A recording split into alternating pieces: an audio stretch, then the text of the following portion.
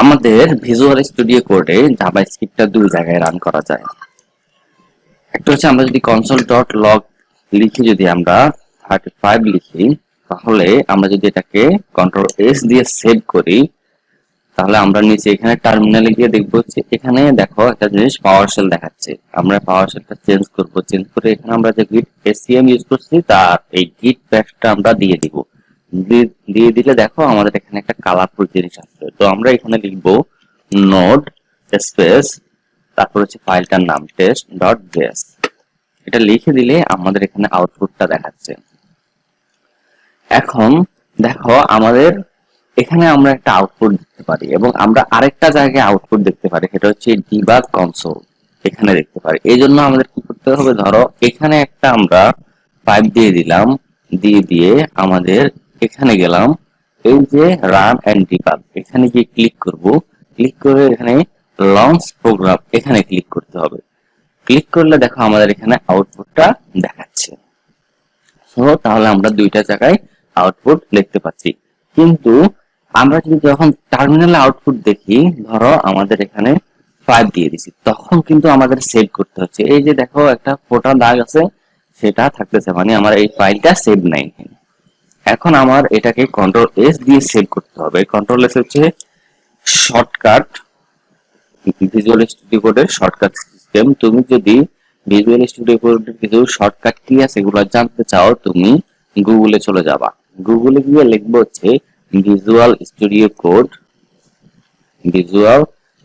Code shortcut. এটা লিখলে তোমার এখানে প্রথম যে ফাইলটা সেটা ওপেন করবা। এখানে একটা পিডিএফ ফাইল দেওয়া আছে, তুমি এখানে ওপেন করলে এই যে ভিজুয়াল স্টুডিও কোডের যে শর্টকাট কি গুলো আছে সেগুলো তোমাকে দেখাবে। তুমি এগুলাতে এক নজর চোখটা বুলাই নিবা। ওকে, তো আমরা আমাদের কোডে ফিরে যাই। আমরা তাহলে দুই জায়গায় আমাদের কোডটা রান করে কিভাবে দেখছি। এখানে রান করতে হলে, টার্মিনালে রান করতে হলে আমাদের এটা সেভ করতে হবে। আর যদি আমরা এই যে এখানে এই অপশনের ভিতরে এখানে রান এন্ড ডিবাগ এখানে যদি রান করি, তাহলে এটা কিন্তু সেভ করা লাগবে না। ধরো আমরা একটা সংখ্যা বাড়াই দিছি, দেখো এটা আমাদের সেভ নাই। আমরা এখন যদি লঞ্চ করি, দেখো আমাদের ডিবাগ কনসোলে এটা রান হয়ে যাবে, লাস্টে 6, আমাদের সেভ করা লাগে নাই।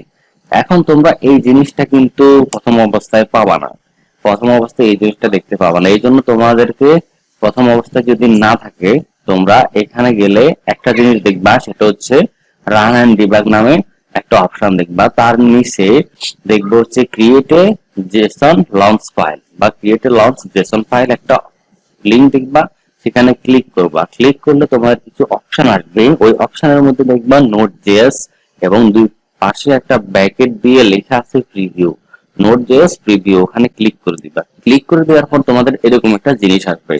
সেটা আসলে তোমরা কি করবা, এখান থেকে এই ফাইলের নামটা এটা কেটে দিবা এবং এখানে সেকেন্ড ব্র্যাকেটের ভিতর থেকে এটা কেটে দিয়ে তোমরা লিখবে হচ্ছে ফাইল, ফাইল লিখে দিবা।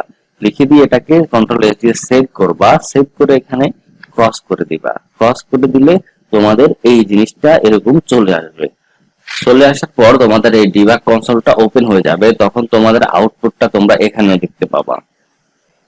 এরপরে আমরা আরেকটা জিনিস দেখাচ্ছি, সেটা হচ্ছে এখানে এক্সটেনশনস আছে, এখানে ক্লিক করবা। ক্লিক করলে তুমি এখানে লিখবে হচ্ছে লাইভ সার্ভার। এখানে একটা এক্সটেনশন, এটা তোমরা প্রথমে ইনস্টল করে নিবা। এখানে আনইনস্টল দেখাচ্ছে কারণ আমার এটা ইনস্টল আছে। তোমাদের এখানে লেখা আসবে হচ্ছে ইনস্টল, তোমরা ওটা ক্লিক করে এটা সিম্পলি ইনস্টল করে নেবা। ইনস্টল করে দেওয়ার পর কি কাজ সেটা আমরা পরবর্তীতে দেখবো।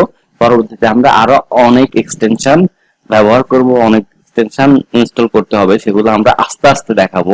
আপাতত তুমি এই লাইভ সার্ভারটা ইনস্টল করে রেখে দাও।